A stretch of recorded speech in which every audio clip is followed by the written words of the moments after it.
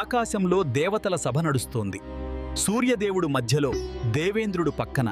ఒక మూలన నిశ్శబ్దంగా కూర్చున్నాడు. యోచనలతో కఠినంగా శనిదేవుడు బయలుదేరాడు.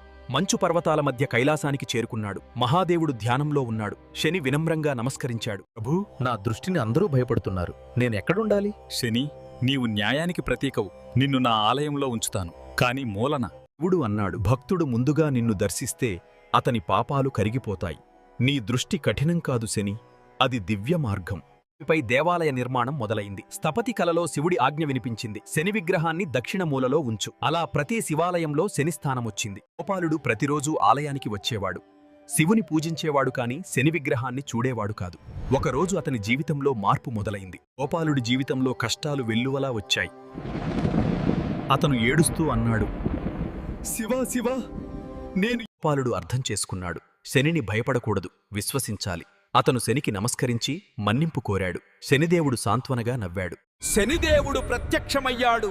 నీలి కాంతి మెరిసింది. నా దృష్టి శాపం కాదు, అది విముక్తి మార్గం.